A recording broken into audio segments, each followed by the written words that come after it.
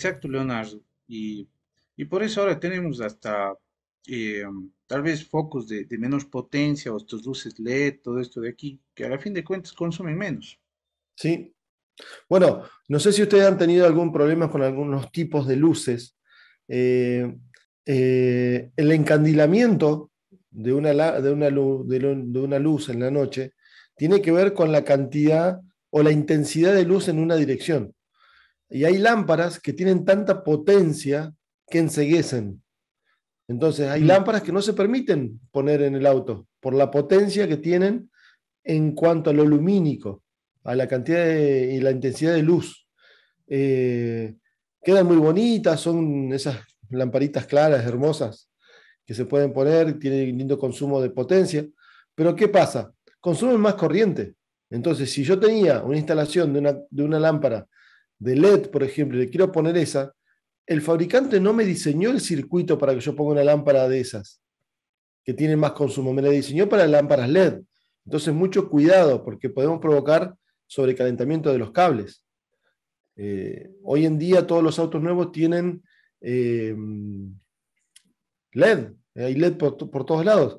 Y encima el LED no es que está encendido siempre, sino que está titilando constantemente a una frecuencia, está encendiendo y apagando a una frecuencia que el ojo humano no ve. Entonces consumen menos todavía. Y ahí es donde empieza a aparecer los genios tecnológicos que modifican los circuitos y empiezan a haber problemas de sobrecalentamiento, daño de conectores. Claro, ahí están comentando a Alberto, cableado y conectores son los que más sufren. Eh, si hay comandos de relé para controlar eso, el relé no está diseñado para las potencias de las lámparas, está diseñado para las potencias de circuitos con menos potencia. Y ahí es donde empieza a sufrir todo. Por eso es muy importante tener en cuenta eso. O por ejemplo, Leonardo, es de comentar aquí también, por ejemplo, nos hemos consultado a nosotros por qué tener un electroventilador con PWM. ¿Cuál es el objetivo de darle PWM? Pues uno de los objetivos también que consuma menos, porque yo le podría prender a una velocidad a la baja y a la alta al electroventilador, y ya está. Pero ¿por qué le tengo que hacer que vaya girando menitos o más? Para que jale menos corriente de la batería y porque esa corriente que termina saliendo del alternador es combustible. Porque tienen una bomba de combustible ahora con velocidad variable para que consuma menos corriente del circuito del alternador y genere menos consumo de combustible. La otra vez yo comentaba, em, yo vi un dato que yo me quedé así sorprendido. Dicen que una bomba de aceite de un motor llega a consumir hasta 2 HPs, 2 HPs de potencia.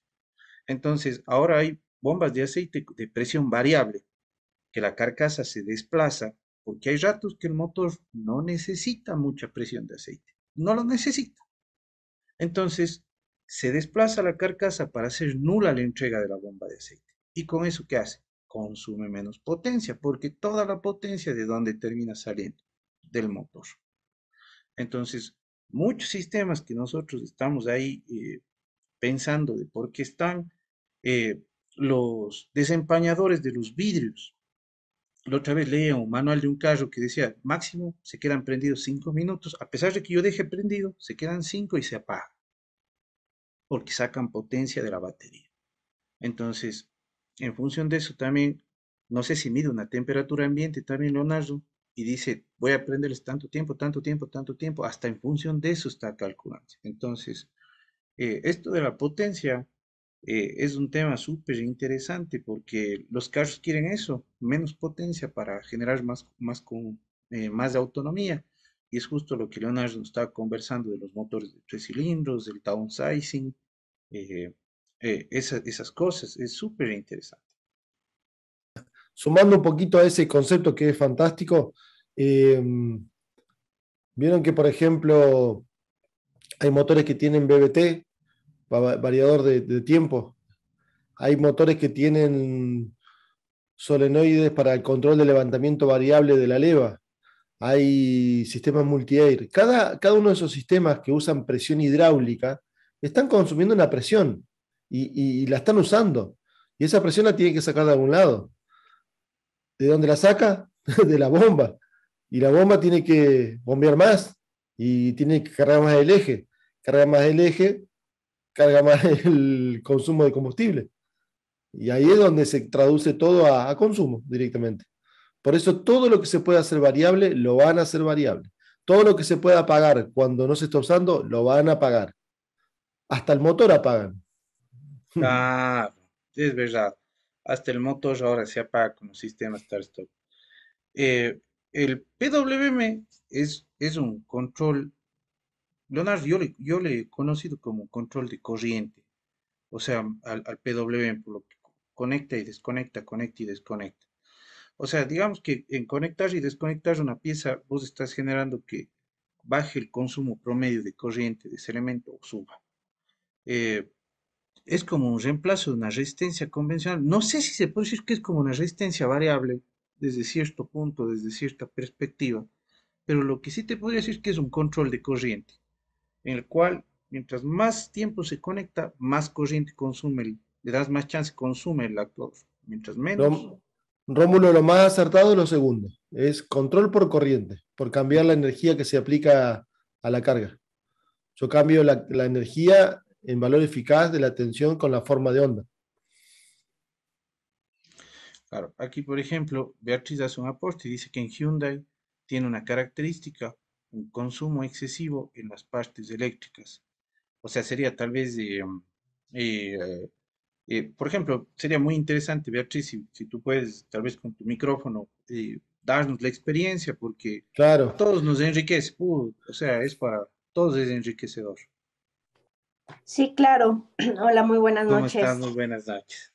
Muy bien. Sí, pues aquí en el taller prácticamente eh, no dura la batería los 3 años que requiere durar en los modelos Hyundai, sobre todo en los Elantra.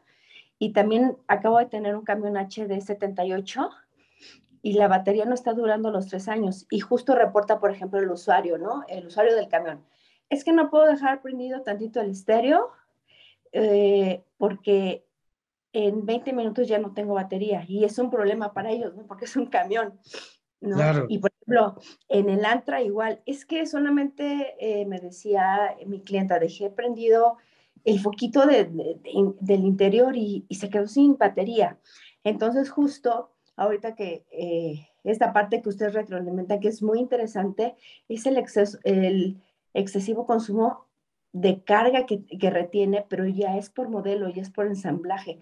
Las características de los modelos yo he visto o marcas actuales, creo que sí, y ahorita ya con el curso que me estoy metiendo de lleno en toda esta parte eléctrica, entiendo perfecto cómo ya empiezan los componentes, las armadoras, desde ahí viene el punto, salvo que ustedes me retroalimenten, y sí, empiezan las marcas y los modelos ser muy peculiares en ese problema en especial. Además, también he tenido que, cuando hacen un equipo adicional en sonido, en estos modelos, yo que manejo algún tipo de conversiones, sí tengo que hacer un estudio, mi área de estética tiene que hacer un buen estudio porque no es de ponerle super equipo, porque en vez de ayudar, podemos afectar partes muy importantes. Inclusive nos pasó con una computadora, eh, en este caso fue de Kia, ¿no? Que él venía de otro taller y le quisieron adicional un equipo de sonido, bueno, no de sonido, la pantalla touch, le quisieron hacer una modificación y dañó la computadora. entonces Es, interesante, es un sistema delicado, muy uh-huh. delicado. Sí, sí, sí, entonces es las experiencias, por eso ahorita quise retroalimentar que sí, en Hyundai no he tenido uno de varios, que sí, en la carga de energía, si no se cuida, cualquiera diría, bueno, es nuevo el coche, la batería tiene, pues no venía presentando problemas, o no tiene problemas, carga bien, pero, o retiene bien, perdón, pero sí tiene esta peculiaridad que en segundos absorbe esa energía rapidísimo. Muchísimas gracias, Beatriz, y con mucho fundamento la respuesta, con muchísimo fundamento y con mucho entendimiento, al menos de lo que aquí se ha tratado en el curso, porque él justo No, le comenta. ajá, perdón. No, no, sí, te seguimos escuchando, tranquilo. No, muchísimas gracias. Yo de verdad aprendo mucho de ustedes. A veces por mi trabajo, bueno, llevar el taller sí es un tema y luego la verdad soy mamá y hijo, le ando ahí trayendo el audífono y todo, pero ahí voy. La verdad me ha ayudado muchísimo a entender. Yo lo he aprendido como muy empíricamente todo esto por experiencias vivenciales en el taller, pero meternos al por qué suceden las cosas es bien interesante. Realmente sí, bueno, a mí me ha ayudado mucho y miren que voy en el primer nivel. Preferí iniciar desde el primer nivel, pero no cada que los escucho, que veo, digo, no, claro, o sea, el conocimiento es importante. Y bueno, y ustedes que son expertos sí me dejan luego con el ojo cuadrado. Beatriz, muchísimas gracias. Créeme que en términos de lo que estamos hablando, sabemos que lo del taller, lo de tus hijos, el administrar, demanda mucha potencia de ti, pero se ve que tienes unas muy buenas baterías, porque estás aquí dándole y estudiando y más bien, créenos que a nosotros siempre nos va a, a dar un pulso extra o un ánimo, ves que se contribuye, aunque sea un poco, pero te agradecemos y en verdad que bueno que se esté sumando. No, la agradecida soy yo y saludos a la comunidad, que también es una comunidad muy bonita. Muy bonita noche. Una buena noche también. Entonces, en estos aspectos, estimados amigos, si es verdad, o sea, todo esto de aquí influye. Desde ahora, las redes pesadas en ciertos carros, Leonardo Seno con tantos módulos, tantos actuadores. Por eso, Carlos, cuando va a hacer una programación, un aprendizaje o algo, él prefiere poner un estabilizador de tensión al carro por estos motivos de que estamos hablando, de que pueden prendérsele muchas cosas o puede durar mucho el aprendizaje. Yo he visto, Leonardo, que yo también estoy medio incursionando en esto de las llaves. He visto que a ciertos procesos de que vos quieres programar una llave, te dice espera 10, espera 15 minutos, espera tanto tiempo que te libere el sistema y te dé el acceso. Y tal vez, justo como dice Beatriz, en esos 15, en esos 10 minutos la batería se está cayendo, cayendo, cayendo, cayendo, cayendo. Y por eso Carlos habla tanto de usar para estos procesos los estabilizadores para mantener por las redes de los carros. Sí, de hecho, los módulos mismos consumen mucho corriente ahora. Ahora tengamos en cuenta que hay autos que tienen 24 módulos y esos consume cada uno su corriente. Y obviamente cuando consume corriente sin el alternador encendido, la corriente viene puramente de la batería. Y si esa batería no está en plenas condiciones, la tensión cae abruptamente. Y recordemos que ella va a ser la causante de que después no pueda arrancar el motor, ¿no? Obviamente. Por Sí, ejemplo, sí, tal cual. aquí hay un consumo un comentario súper interesante de Adalberto y él dice, lo que pasa es que el sistema eléctrico está calculado mediante la suma de amperajes o corrientes.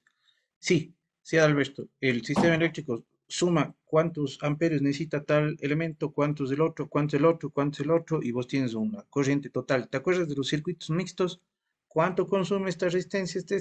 La resistencia equivalente es equivalente al consumo de todo y sacamos la corriente total. Entonces, ahí ves, comienzas a atar cabos de estas cosas. Sino generalmente De, nosotros también sumamos en vatios y no lo NARS. sí, señor. Y de hecho tenemos la caja de fusibles, en realidad nosotros le llamamos caja de fusibles, pero es una distribuidora, es una caja distribuidora de energía, porque distribuye de la batería a diferentes circuitos en paralelo, en serie, en todo lo que tenga que ver con las conexiones de diferentes sistemas, pero en realidad es un distribuidor. Llega a un cable principal, se divide en fusibles y esos fusibles alimentan diferentes circuitos.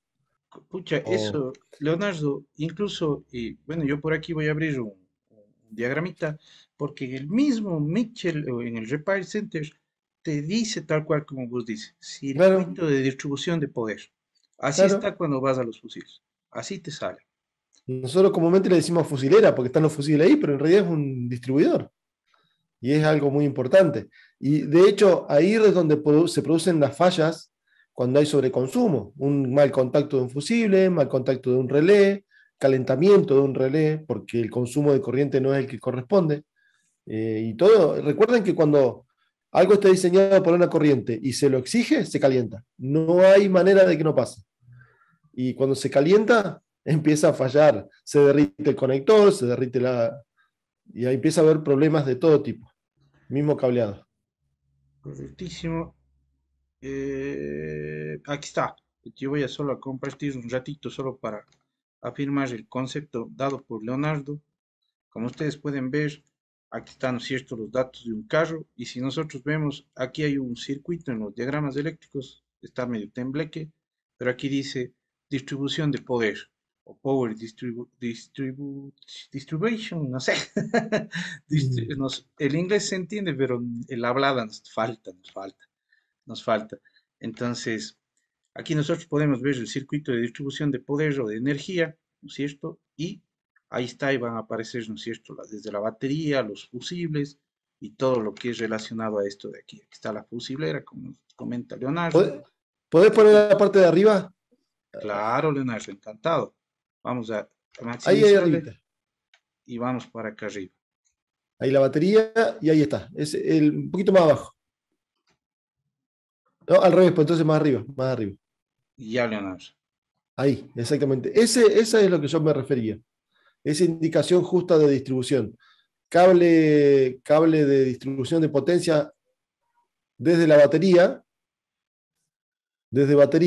y se distribuye en diferentes circuitos. Este es uno, este es otro. A ver, lo vamos a poner de otro color para que se note. Vamos a ponerlo verde.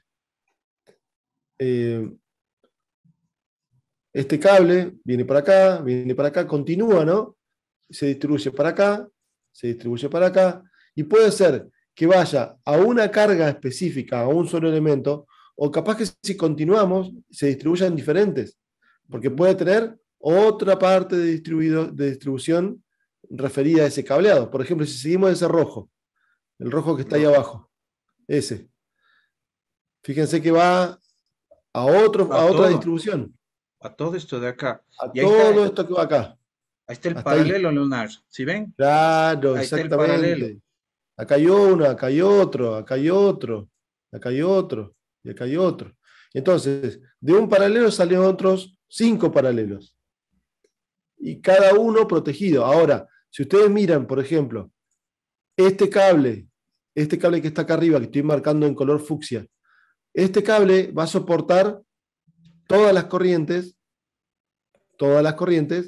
que están de acá para abajo. Esta y esta.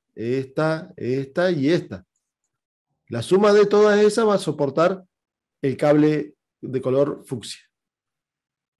Y a Ahí su vez el de arriba va a tener que soportar no solamente este circuito, sino el otro que se sigue en paralelo. Y correcto, y todo ahí eso es está donde, súper calculado. claro, y ahí es donde se cumple, Leonardo, que en paralelo la suma de de las corrientes de las ramas da la corriente total del circuito. Entonces ahí es donde se comienza a aplicar y se comienza a ver, y si ven aquí hay otro paralelo Y otro más. y otro paralelo, y paralelos por todo lado en el carro. Y estos son los súper importantes también. Estos paralelos finales, donde tenemos un puente, desde acá hasta acá, si yo tengo algún problema con los 4 elementos que están conectados acá, es lo que se denomina falla común. Lo que se denomina falla común. Y si lo subimos un poquito al plano, ¿a qué fusil va a ir? Al Al 12. de 12 amperes. Ah, no, de 10, Entonces, este es el número 12, Leonardo. perdón, el de 10 amperes, el fusil de 12 de 10 amperes. Entonces, si tengo falla común en todos los elementos que están conectados, si yo pongo el escáner o me doy cuenta de que están fallando todos al mismo tiempo, voy a ir al fusible, porque es el elemento común a los 4 puntos, a los 5 puntos. Perfecto. Entonces ahí, o sea, se ve la aplicación de esto de aquí, el entendimiento de esto, y muy importante, o sea, tal cual como nos dijo Leonardo, un circuito distribuidor de poder. Y es justo lo que está aquí en el Repair Center, ya no sería el on demand. Aquí está. Y en los carros uno encuentra la distribución de poder, y si va ahí, va a encontrar cómo va toda la alimentación desde la fusilera, etcétera, etcétera. Súper interesante, sin duda alguna. Vamos por acá. John Nieto, tienes la mano levantada, te escuchamos. Buenas noches. ¿Cómo Buenas. estás, John? Buenas noches. Buenas, profe. tengo una duda. Yo manejo mucho, estoy en el tema del aire acondicionado y la bobina, esta, la electroimantada que mueve el clutch, cuando se abre, por lo general siempre revienta el fusible. Siempre uno va y mira el fusible que alimenta la bobina del clutch. Esto se da por la cantidad de amperes que sobrepasa o por el pico de tensión. Yo creo que ahí Leonard tiene una excelente respuesta sobre la corriente nominal en un arranque de un motor, que sabe el comentarnos mucho. Sí, en realidad esos compresores, recuerden que es un solenoide, ¿no? Es un solenoide. Cuando arranca hay un pico de consumo, pero eso puede provocar un problema siempre y cuando haya un problema mecánico, porque se evidencia más todavía el pico. Supónganse que el compresor está trabajando mal, perdón, la bobina está trabajando mal, la parte mecánica, no la parte eléctrica. Si está trabajando mal y se está frenando, cuando yo le pongo corriente, claro, va a tener un esfuerzo extra. Ese esfuerzo extra va a evidenciarse en consumo mayor de corriente. Recuerden que todo el elemento eléctrico que yo le bloqueo su funcionamiento, consume más. Tengo el cuerpo mariposa y se está moviendo en un ángulo específico y yo lo empujo, consume más corriente. Si la bomba de combustible está bombeando y yo le tapo la cañería de la línea de combustible, va a consumir más corriente, va a aumentar el consumo. Ahora, si yo a ese consumo extra lo mantengo en el tiempo, va a terminar saltando el fusible por protección. Y puede darse el caso de que se bloquee tanto que se queme el bobinado, que empiece a trabajar mal el bobinado. Se calienta, pierde la aireación entre los cables, hay un pequeño arco, se produce un pico de corriente, porque se ponen en corto las bobinas internas, y salta el fusible y se quema la bobina. Común cuando están trabajando forzados. Los acoples. Por ejemplo, aquí también, bueno, algún rato, no sé si Leonardo lo explique en el curso de electrónica, tal vez en este, pero por ejemplo, Leonardo nos ha comentado que los motores cuando tienen arranque llegan a consumir hasta 5 veces la corriente nominal, es un pico de corriente alto, pero siempre nos ha dicho que el fusible necesita un tiempo, hay una curva del tiempo y la cantidad de corriente para que él se queme. Entonces, no es solo que llegó al pico y se quemó, sino necesita un tiempo para que el fusible también llegue a volarse. Sí, Es muy señor. interesante. Sí, señor. Tal cual como lo explicas. Tal cual. El fusible tiene el margen de contención de ese pico, siempre y cuando sea normal. Siempre y cuando sea normal. Si se va de lo normal, como dijo el compañero ahí en el chat, todo esfuerzo mecánico se traslada a consumo de corriente. El sistema, Beatriz dice que el sistema de aire acondicionado cuando está afectado eléctricamente es porque hay un efecto mecánico ahí asociado. Y es tal cual, es tal cual. Siempre un detalle que ustedes pueden empezar a practicar. Ustedes ya saben cómo medir el consumo de la bomba de combustible por milivoltios, ¿no? Usando la tabla famosa del Power Probe, poniendo en milivolt y viendo cuánta tensión cae en el fusible. Si quieren probar esto, prueben directamente obstruyendo la línea de combustible, bloqueándola. Si no tienen equipamiento, claro. Y van a ver cómo cambia la tensión. Y si tienen pinza perimétrica, mejor todavía. Le ponen la pinza ahí y listo, ningún problema. Por ejemplo, aquí Leonardo Adalberto habla sobre la protección del embobinado que se degrada. Este sería el barniz de las bobinas. Barniz. ¿No? Sí, el barniz de la bobina. Sí. Eso puede pasar. ¿Vieron cuando, a ver, otro ejemplo, cuando se parte una bobina de una bobina de alta tensión, la bobina de encendido? Cuando se parte la bobina, cuando vemos la fractura, es porque adentro hubo mucha temperatura y hubo un degradamiento de ese esmalte y provocó que se abra, que se rompa ese esmalte y se toquen entre los cables. Cuando se tocan entre los cables, la bobina, en lugar de tener una resistencia específica, pasa a tener una mucho menor. Cambia la resistencia, cambia la corriente, circula más corriente, ese cable no está preparado para esa corriente, termina quemándose. y obviamente la fractura física que vemos es por el efecto de temperatura y sobrepresión que hay dentro del bobinado. Esto todo se transforma al rotura mecánica, factor mecánico de fisura. La Claro, fisura. correcto. Por eso hay un dato muy interesante, estimado Adalberto, estimados amigos, en los PIDs del escáner, cuando vemos las líneas de datos, que se llama la carga. Y ahí nos dice, ¿no es cierto?, qué tanto nosotros estamos demandando de un motor, qué tanto le estamos exigiendo. Yo les sé poner de ejemplo a los jóvenes y les sé decir a los jóvenes del instituto que no es lo mismo que si ellos subieran unas gradas livianos, que se pusieran una mochila con un peso, que si se subiera un compañero y él sube con una mochila y que ellos les pusieran unos 3 sacos de arroz de encima. Cada vez están más esforzados, más cargados, O con panza como yo. con panza como yo también. Entonces, nosotros requerimos más potencia, pero después tenemos por ahí unas baterías medio interesantes. Claro, o la edad, correcto, Alberto. Entonces, o sea, todo esto de aquí se encadena, ¿no? Me permite entender, como ustedes se dan cuenta, si van haciendo las preguntas con las averías, es porque se va asociando el conocimiento a la práctica. Ahí es cuando uno comienza a decir, ah, esto era así, o entendí esto por esto de aquí, o como que se le ilumina y dice, ah, era por esto de acá. Eso es muy interesante porque cuando uno logra entender bien cómo sucede algo, entiende la avería. Cosa distinta que veo una avería, veo un video, me dan la solución, hago el proceso, se arregla, pero nunca supe por qué. E incluso cojo y puedo decir, hazle esto de aquí, se arregla haciendo esto. Sí, sí, se arregla. ¿Y por qué? No lo sé.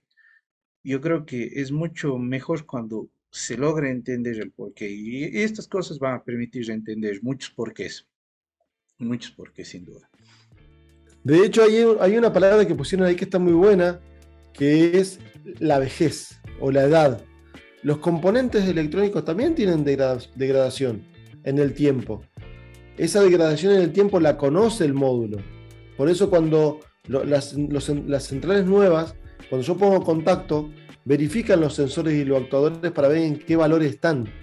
Y tienen un margen de trabajo que consideran dentro del funcionamiento normal.